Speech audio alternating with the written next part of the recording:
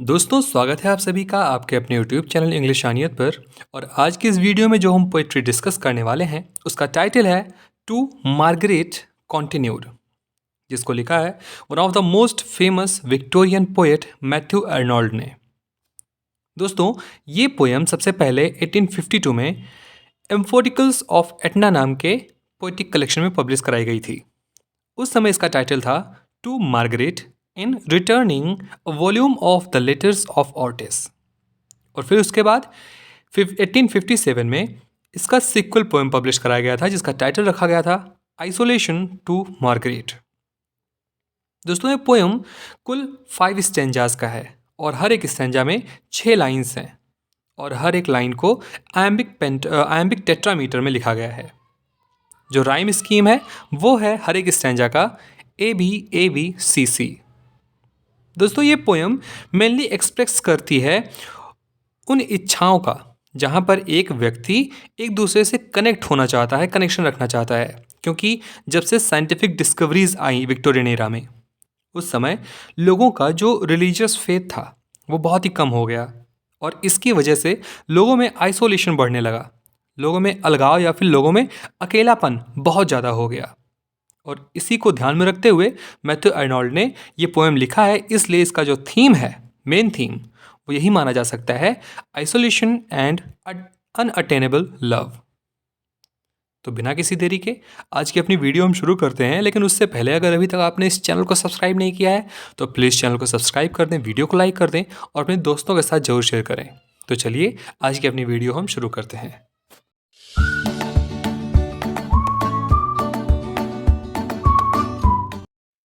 दोस्तों Matthew Arnold का जन्म 24 दिसंबर 1822 को लेलहम इंग्लैंड में हुआ था और इनका देहांत यानी इनकी मृत्यु 15 अप्रैल 1888 को जब 65 ईयर्स के थे लिवरपूल इंग्लैंड में हुआ। ऑक्यूपेशन से ये मैजेस्टी के इंस्पेक्टर ऑफ स्कूल थे और एक ऑथर भी थे। इनका जो एजुकेशन हुआ था वो बैलियल कॉलेज ऑक्सफोर्ड से ही हुआ। ये एक विक्टोरियन एरा के राइटर थे और इनको सेज राइटर के नाम से भी जाना जाता था। इनके जो जॉनराज होते थे, या तो पोइट्री लिखते थे या फिर लिटरेरी, सोशल और रिलीजियस क्रिटिसिज्म भी ये लिखते थे। इनके जो नोटेबल वर्क्स रहे हैं वो हैं Dover beach, the scholar gipsy, Thyrsis, culture and anarchy, literature and dogma, the study of poetry. तो ये तो एक शॉर्ट इंट्रोडक्शन था हमारे पोएट का। अब बढ़ते हैं अपने पोइट्री पर। तो दोस्तों यहाँ पर मैथ्यू अर्नोल्ड स्टार्ट करते हैं। Yes in the sea of life enisled with echoing straits between us thrown। Yes यानी हाँ, in the sea of life, life यानी जीवन, इस जीवन के बड़े से समुद्र में। जीवन कैसा है, यहाँ पर एक समुद्र की तरह दिखाया है, मेटाफर। इन आइल्ड, इन आइल्ड यानी ये आइल्ड, आइल्ड मतलब अकेला, एक, अलोन। तो यहाँ पर कह रहे हैं इस जो जीवन है, ये जो जीवन है उसके एक बड़े से समुद्र में हम कैसे हो गए हैं, आइसोलेट हो गए हैं, हम अकेले पड़ गए हैं। क्यों? क्योंकि हमारे बीच क्या है, with echoing straits between us thrown. जो हम लोग रहते हैं, जो यहाँ के पीपल हैं, ये जो समुद्र रूपी जनसंख्या है, इनके बीच में, हम लोग के आपस के बीच में क्या हो गया है, एक स्ट्रेट हो गया है। स्ट्रेट का क्या मतलब है यहाँ पर, इस स्ट्रेट का आप स्पेलिंग देखिए, सीधा वाला स्ट्रेट नहीं है। स्ट्रेट मतलब होता है जब दो लैंड बॉडीज के बीच में एक बड़ी वाटर बॉडी होती है। जिस प्रकार से इंडिया और श्रीलंका के बीच में एक स्ट्रेट है जिसको हम पाक स्ट्रेट कहते हैं, उसी प्रकार से हम सभी के बीच में एक स्ट्रेट हो गया है। तो स्ट्रेट होने का क्या मतलब है, हम लोग अब एक दूसरे से कनेक्टेड नहीं रहे हैं, हम एक दूसरे से संबंध नहीं रखना चाहते, हम एक दूसरे से बात नहीं करना चाहते, हम अपने आप में ही बहुत ही अकेले और आइसोलेट हो गए हैं। जैसा हमने बताया आपको पोइट्री के स्टार्टिंग में ही कि जो पोइट्री है इसमें यही बताया गया है किस प्रकार से जो साइंटिफिक डिस्कवरीज हुई विक्टोरियन एरा में, उसने लोगों को जो स्पिरिचुअलिज्म है उससे दूर कर दिया और लोगों को अपने आप में ही रहने की आदत पड़ गई, लोग अकेले पड़ गए। तो यही यहाँ पर मैथ्यू अर्नोल्ड बताना चाहते हैं कि जो सी ऑफ लाइफ है, इसमें हम लोग अकेले पड़ गए हैं क्योंकि हमारे बीच में एक बहुत बड़ी वाटर बॉडी आ गई है, एक स्ट्रेट आ गया है। Dotting the shoreless watery wild, we mortal millions live alone. डॉटिंग, डॉटिंग यानी छोटे छोटे छोटे छोटे डॉट्स। जब बहुत बड़ा सा समुद्र होता है उसमें छोटे छोटे छोटे छोटे डॉट्स दिखते हैं हमको, यानी कि जो छोटे छोटे डॉट्स हैं वो क्या है, वो आइलैंड है।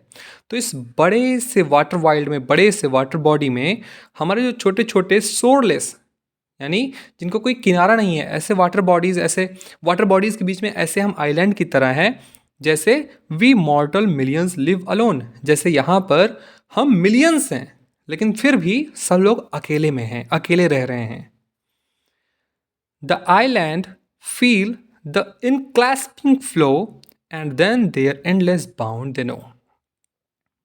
इनक्लास्पिंग मतलब होता है किसी को टाइटली पकड़ लेना, घेर लेना। और जो हमारे आइलैंड्स हैं उनको चारों तरफ से वाटर बॉडीज़ ने बाउंड कर लिया है, घेर लिया है। यानी कि इस पूरे का क्या मतलब है, हम लोग आपस में एक दूसरे से कोई कनेक्शन नहीं रखना चाहते। हमारे बीच में एक वाटर बॉडी जैसे एक स्ट्रेट बना लेती है, उस प्रकार से हो गई है, और हम लोग अलग अलग एक आइलैंड की तरह रह गए हैं, क्योंकि हम लोग बहुत ही आइसोलेट होते जा रहे हैं। हम लोगों को एक दूसरे से कोई मतलब नहीं रह गया है इस संसार में। आगे वो लिखते हैं, लेकिन but when the moon their hollows lights, लेकिन जब उनके हॉलोज को, उनके खोखलेपन को चंद्रमा रोशनी से भर देता है, एंड और they are swept by balms of spring. Balms of spring यानी वसंत के सुखदायक प्रभाव। और जब उन पर वसंत ऋतु के, स्प्रिंग के अच्छे प्रभाव, बहुत ही सुखमय वाले प्रभाव पड़ते हैं, एंड और इन देयर ग्लेंस, और उनकी घाटी में, ग्लेंस मतलब होती है गहरी छोटी घाटी, उनके घाटियों में, ऑन स्टारी नाइट्स, स्टारी यानी कि चमकदार जो तारों से भरे हुए रात्रि है, ऐसे रात के समय में द नाइटिंगेल डिवाइनली सिंग। जब जो नाइटिंगेल है, जो छोटी सी बहुत मीठी आवाज़ वाली जो चिड़िया होती है, जो जब डिवाइनली सिंग करती है, जब वो बहुत ही दैविक कोई गीत गाती है। दैविक गीत का क्या मतलब है, कोई ऐसा गाना, ऐसा रस गाने में होना जैसे पता चले कि हम कोई हिवनली वॉइस सुन रहे हैं, बहुत ही मीठी सी कोई सॉन्ग सुन रहे हैं, उसको कहते हैं डिवाइनली सॉन्ग, डिवाइनली सिंग। तो सॉरी, जब यहाँ पर राइटर लिख रहे हैं कि जब खूब तेज से चंद्रमा की रोशनी होती है, जब वो उन खोखलों को भर देता है अपने प्रकाश से, वहाँ पर जितनी घाटियाँ हैं, जो वहाँ पर स्टारी नाइट्स हैं, यानी कि स्टारी नाइट्स के नीचे जो घाटियाँ हैं, वो सब जो वसंत के सुखदायक प्रभाव से भर जाती हैं। और जब वहाँ पर नाइटिंगेल अपनी बहुत ही मधुर गीत में गाना गाती है, एंड लवली नोट्स फ्रॉम शोर टू शोर, और एक छोर से दूसरे छोर तक उस गाने की बहुत ही प्यारी सी धुन बह रही होती है, across the sounds and channels पोर।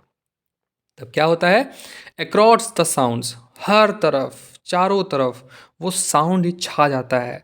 और जो चैनल्स के जो गड्ढे हैं, जो चैनल्स यानी कि जो हम लोगों के बीच में भेदभाव रहते हैं, मन मुटाव रहते हैं, वो क्या होता है, पुअर, वो डूब जाता है, भर जाता है या ख़त्म हो जाता है। तो इस लाइन से यहाँ पर पोएट हमको ये बताना चाह रहे हैं कि ऐसा नहीं है कि हम मिलना नहीं चाहते, हमारे अंदर अभी भी सद्भाव है, हमारे अंदर अभी भी एक दूसरे के लिए प्रेम है। और वो प्रेम कब दिखता है, जब ऐसे यहाँ पर इन्होंने सिंबलाइज करके बताया है कि जब कोई ऐसा अवसर आता है, जब हम लोग बहुत ही अच्छा फील करते हैं, जब हम लोग बहुत ही खुश में रहते हैं, तो एक दूसरे से मिलना चाहते हैं, एक दूसरे से मिलते भी हैं।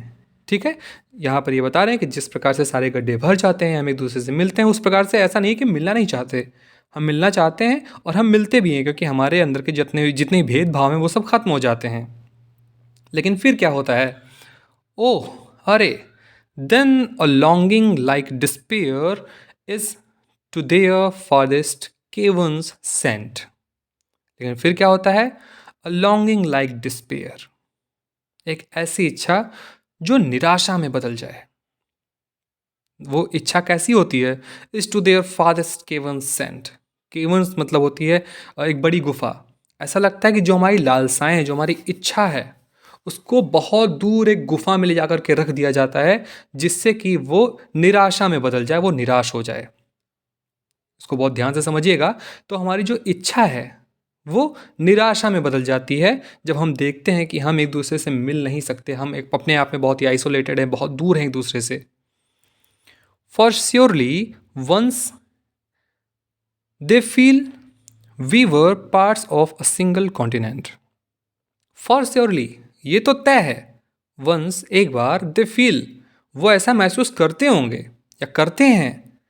We were parts of a single continent, हम लोग एक सिंगल कॉन्टिनेंट के पार्ट रह चुके हैं पहले। यानी कि ऐसा वो लोग भी जानते हैं कि ऐसा हम लोग का आपस में मिलने का मन क्यों करता है, क्योंकि हम कभी ना कभी तो एक ही थे। लेकिन फिर जैसा कि मैंने आपको स्टार्टिंग में बताया, साइंटिफिक डिस्कवरीज हुई और लोगों के अंदर से स्पिरिचुअलिज्म खत्म हुआ, तो एक दूसरे से जो दूरी है वो बढ़ती गई। तो यही यहाँ पर पोएट लिख रहे हैं कि ऐसा नहीं है कि हम लोग को पता नहीं है, हम लोग जानते हैं। और इन लोगों को ज़रूर एक ना एक बार ऐसा तो फील होता ही है कि हम लोग कभी एक ही थे, हम सब साथ में थे। लेकिन अब क्या हुआ है? Now round us spread a watery plain. लेकिन अब हमारे चारों तरफ एक वाटरी प्लेन, एक बहुत ही बड़े से वाटर बॉडी ने हमको घेर लिया है। ओह, माइट अवर मर्जेस मीट अगेन। काश हमारे किनारे एक बार फिर से मिल पाते। लास्ट स्टैंजा में लिखते हैं पोएट, वो बहुत दुखी हो जाते हैं इन सब चीज़ों को सोच करके। फिर वो खींच करके एक रिटोरिक क्वेश्चन करते हैं। दोस्तों, रिटोरिकल क्वेश्चन ऐसे क्वेश्चंस होते हैं जिनमें जो क्वेश्चन पूछने वाला पर्सन होता है वो आंसर नहीं चाहता है, वो बस अपने आप में ही क्वेश्चन पूछता है और खुद ही आंसर देता है। जैसे यहाँ पर मैथ्यू आर्नोल्ड कहते हैं, who ordered that their longings fire should be as soon as kindled cooled. यानी कि आखिर किसने आदेश दिया, हु ऑर्डर्ड, किसने आदेश दिया, दैट कि देयर लॉन्गिंग्स फायर, उनकी लालसा की आग, उनकी इच्छा की आग, should be as soon as kindled cooled, वो प्रज्वलित होते ही ठंडी कर दी जाए। किंडल्ड मतलब जलाया जाना, कूल्ड मतलब ठंडा कर दिया जाना। लॉन्गिंग्स फायर यानी कि मिलने की, लालसा की आग।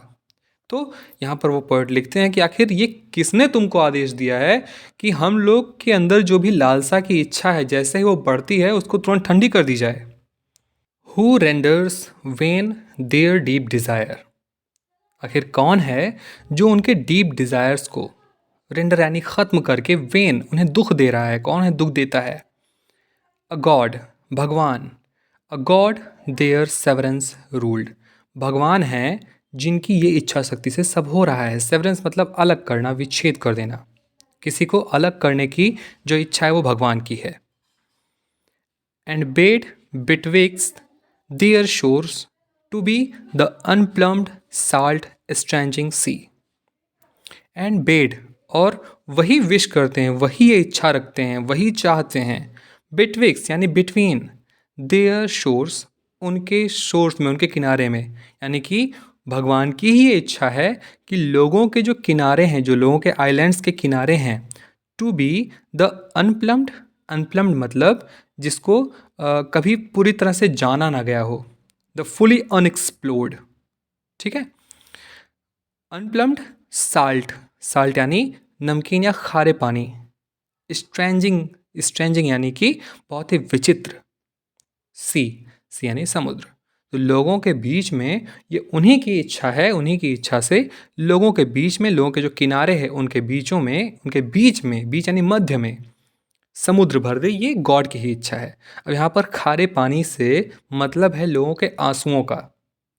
यहाँ पर ये बताना चाह रहे हैं कि चूँकि हम लोग स्पिरिचुअलिज्म को छोड़ करके साइंस की तरफ इतना ज़्यादा आगे बढ़ चुके हैं कि हम लोग भगवान को या फिर उनके वैल्यूज़ को कुछ समझते ही नहीं हैं। इसलिए भगवान हमको अश्रु देते हैं। खारे पानी का यहाँ पर मतलब है आंसुओं से, टीयर्स से, जिससे कि हम रोते हैं और एक दूसरे से अलग रहते हैं, अपने आप में ही आइसोलेटेड रहते हैं। हम समझ नहीं पाते कि हम लोगों को एक दूसरे से कनेक्ट कैसे होना है। और यहाँ पर हमारी पोइट्री ख़त्म हो जाती है। दोस्तों, आशा करता हूँ कि ये पोइट्री आपको अच्छे समझ में आई होगी। अगर आपको कोई भी सजेशन देना है तो आप कमेंट बॉक्स में कमेंट कर सकते हैं। मिलते हैं अगले वीडियो में एक नए से टॉपिक के साथ। तब तक के लिए अपना ख्याल रखिए। धन्यवाद।